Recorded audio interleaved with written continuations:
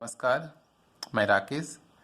आज आपको कुछ फॉर्मूलाज का उपयोग कैसे होता है सवालों में उसके बारे में बताऊंगा। पहला सूत्र है लगातार n तक की प्राकृतिक संख्याओं का योग ज्ञात करना है। पहले प्राकृतिक संख्या आपको याद होगा, मैंने अपने पहले वीडियो में बताया था कि प्राकृतिक संख्या क्या होती है। एक से लेकर इन्फिनाइट तक की सभी संख्या जिसके द्वारा किसी वस्तु को हम लोग गिनते हैं उसे प्राकृतिक संख्या कहते हैं। तो उसका सूत्र क्या होता है, n into n plus one by two. उसी तरह अगर पूछा जाए कि n तक की प्राकृतिक संख्याओं के वर्गों का योग, तो वो क्या होगा, n into n plus one into two n plus one by six. और वर्ग क्या होता है, अगर किसी संख्या को दो बार गुना करे तो उसे वर्ग कहते हैं। जैसे कि अगर दो है तो दो गुना दो चार, तो वो दो का वर्ग चार हुआ। उसी तरह लगातार n तक की प्राकृतिक संख्याओं के घनों का योग n into n plus one by two का होल स्क्वायर, ये क्या हो गया आपका घन, घनों का योग। घन क्या होता है, अगर किसी संख्या को तीन बार गुना करे, दो गुना दो बराबर आठ, तो उसे हम कहेंगे दो का घन कितना हुआ, आठ हुआ। लगातार n तक की सम संख्याओं का योग वो क्या होता है, n by two bracket n by two plus one. अगला आते हैं लगातार n तक की विषम संख्याओं का योग, वो होगा n plus one by two का होल स्क्वायर। फिर लगातार n सम संख्याओं का योग, वो n into n plus one. और अगला क्या है, लगातार n विषम संख्याओं का जोड़ n स्क्वायर। यहाँ आपको दो तरह का एक था, एक है n तक की और एक है n। वो क्या हो गया, n तक का मतलब हो गया जैसे कि एक से लेकर अगर 20 तक बोला जाए तो वो एक पार्टिकुलर नंबर होगा कि हमें एक से लेकर 20 तक ही करना है, वो हमें पता है कि इतने में कितने नंबर होंगे, तो वो उनका निकालना। और एक बोला जाए कि प्रथम 20 प्रथम 25, तो कोई शुरुआत का नहीं बताया कि कहाँ से कहाँ, वो एक जो शुरू होता है वहां से लेकर आपको जितना जहां तक बोला जाए वहां तक का आपको ज्ञात करना होता है। तो वो एक हो गया n तक और एक है लगातार n। ठीक है, अगला पढ़ते हैं। किसी भी परिपूर्ण वर्ग संख्या का इकाई अंक 0, 1, 4, 5, 6, 9 हो सकता है। हमने बताया था कि आपको वर्ग क्या होता है, किसी संख्या का दो बार गुणज। तो आप कोई भी संख्या ले ले, उसका गुना करेंगे तो आपको दो बार करेंगे तो वो आपको इकाई अंक क्या क्या आएगा, जीरो आ सकता है, एक आ सकता है कि शून्य, 10 का स्क्वायर अंत में जीरो आता है, 9 का स्क्वायर में अंत में 9 9 81 एक आता है, 2 का स्क्वायर में 4, 6 का स्क्वायर में 36 का 6, 3 का स्क्वायर में 9, 7 का स्क्वायर में भी 9 अंतिम आता है 49 में, और 5 का स्क्वायर में 25 में 5 आता है। उसी तरह किसी भी घन संख्या के इकाई अंक जो होता है, एक संख्या के इकाई स्थान में जो अंक होता है वो 0 से लेकर 9 तक कुछ भी हो सकता है। जैसे कि 2 का होता है क्यूब कितना होता है, मतलब घन 8 होता है, 3 का 9, 2 का 8 होता है, 3 का 27 होता है, 4 का 64 होता है, 5 का 125 होता है। देखिए इनमें हर एक संख्या का आपका उपयोग हो रहा है 0 से लेकर 9 तक का। अब आपको इकाई अंक क्या होता है मैं पर ये भी बात बताता हूँ, शायद आपको पता हो फिर बता दे रहा हूँ। कोई एक संख्या लिया मैंने 8 से लेकर 1 तक का, 8, 7, 6, 5, 4, 3, 2, 1, यहाँ पे ये इकाई स्थान होते हैं। इकाई, दहाई, सैकड़ा, हजार, 10,000, लाख, 10 लाख, करोड़। ये हो गया हमारा उसको निकालने का तरीका। कुछ बीजगणित के सूत्र है।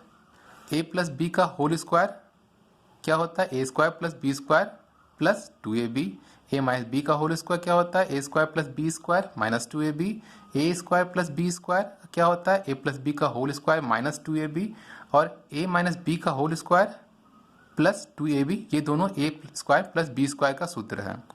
एक और है नीचे भी, ए प्लस बी का whole square, a minus b का होल स्क्वायर प्लस 4ab, और ए माइनस बी का होल स्क्वायर क्या होगा, ए प्लस बी का होल स्क्वायर माइनस 4ab। और एक सूत्र ये a square minus b square, a plus b, a minus b. A plus b plus c का होल स्क्वायर क्या होता है, a square plus b square plus c square plus 2 into a b plus b c plus c a. ये आपका एक basic सूत्र है, इनके द्वारा कई सवाल आपको आगे के वीडियोज में आपका इसका उपयोग दिखेगा। ये बेसिक्स थे वीडियो, इसलिए मैंने आपको पहले बता दिया। अब इनसे जुड़े मैं कुछ सवालों का आपको सॉल्यूशन बताऊंगा यहाँ पे कि कैसे उसका सॉल्व किया जाता है।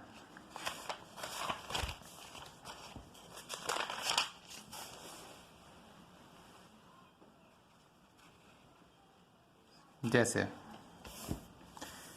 अंक क्या है मेरा 4390675 में 9 का स्थानीय मान मतलब कि प्लेस वैल्यू और लोकल वैल्यू जातीय मान और इन दोनों का अंतर ज्ञात करना है।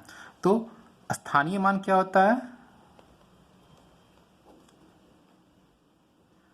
स्थानीय मान किसी भी संख्या का वो उसका जिस जगह पे वो स्थित है और वहां से वो कितने स्थान पे स्थित है। तो 5 इकाई, दहाई, सैकड़ा, हजार, 10,000। तो स्थानीय मान कितना हो गया 9 गुना 10,000। तो क्या हो गया 90,000 इसका स्थानीय मान हो गया। उसी तरह जातीय मान क्या होगा? जातीय मान बस वो संख्या होता है कि वो कौन सी संख्या है। संख्या कौन सा है 9, तो 9 इसका जातीय मान हो गया। अब बोला है इनका अंतर निकालने, तो अंतर क्या हो जाएगा? स्थानीय मान माइनस जातीय मान, 10 में से 9 जाएगा 1, यहाँ बच जाएगा 9, 9, 9 और ये 9 कितना हो गया करते कैरी करते करते 8 हो गया। ये हमारा हो गया तीनों का तीनों इसमें आंसर। पहला हो गया स्थानीय मान, दूसरा हो गया जातीय मान और तीसरा उन दोनों का अंतर हो गया। आपको समझने में कोई कठिनाई नहीं होगी इस उम्मीद करता हूँ। आगे बढ़ता हूँ। 1000 का अभाज्य गुणनखंडों का गुणनखंड क्या होगा? अब आपको गुणनखंड होते क्या हैं? किसी भी संख्या गुणनखंड उसको जब हम लोग तोड़ते हैं कि वो कितने बार में टूट सकता है, तो 1000 का गुणनखंड क्या क्या होगा? हम साइड में करते हैं इसे। 1000 का पहले काटते हैं 2 बार में, 2 पच्चे 10, 0 0, फिर 2 बार में 25 मतलब 250, 2 बार में 2 एकम 2, 2 दूना 4, 2 पच्चे 10, फिर 5 बार में 5 दूना 10, 5 पच्चे 25, फिर 5 बार में और 5 बार में। तो ये 1000 का अभाज्य गुणनखंड क्या हुआ? 2 गुना 2 गुना 2 गुना 5 गुना 5 गुना 5। ये उसका हो गया अभाज्य गुणनखंड का उत्तर। तो 1000 का अभाज्य गुणनखंड क्या हो गया? 2 गुना 2 गुना 2 गुना 5 गुना 5 गुना 5। ये इसका हो गया अभाज्य गुणनखंड। कई बार आपसे एग्जाम में पूछे जाते हैं कि कोई भी संख्या का अभाज्य गुणनखंड क्या होगा, तो उसे आपको इसी तरह से ज्ञात करना है। अगला है 5 अंकों की सबसे बड़ी और 6 अंकों की सबसे छोटी संख्या का अंतर ज्ञात करना। मैंने आपको बताया था पिछले वीडियो में कि कोई भी संख्या का सबसे बड़ा और सबसे छोटा क्या होता है? सबसे बड़ा बोला जाए तो 9 का वो रिपीटेशन होता है। जैसे कि यहाँ बोला है 5 अंकों की सबसे बड़ी संख्या क्या हो जाएगा? 9 9 9 9 9। ये 5 अंक का तो हम 5 बार 9 लिख दिए। अब बोला है 6 अंक की सबसे छोटी संख्या। 6 अंकों की सबसे छोटी संख्या क्या हो जाएगा? 1। उसके बाद 6 अंक बोला है तो 1 2 3 4 5 और ये 1 6। तो ये 6 अंकों की सबसे छोटी संख्या हो गई। इससे अगर ऊपर बढ़ेंगे तो वो हमारा 7 वो कम होंगे तो हमारा हो जाएगा 5 अंक की हो जाएगी। और उससे अगर ऊपर जाएंगे तो वो हमारा क्या हो जाएगा? बड़ी संख्या हो जाएगी 6 अंकों की। अब क्या बोला? इनका अंतर ज्ञात करने के लिए अंतर क्या होगा हम लिखते हैं इसे। फिर 9 9 9 9 9 इनको हम माइनस करते हैं तो क्या आएगा? 10 में से हो जाएगा 1, ये 9 खत्म, ये भी 9 खत्म, ये भी 9 खत्म, ये भी 9 खत्म। तो इसका उत्तर क्या हो गया? आंसर सिर्फ 1। तो हमारा 5 अंकों की सबसे बड़ी संख्या और 6 अंकों की सबसे छोटी संख्या का अंतर क्या हो गया? 1 हो गया उसका अंतर। तो उम्मीद करता हूँ आपको ये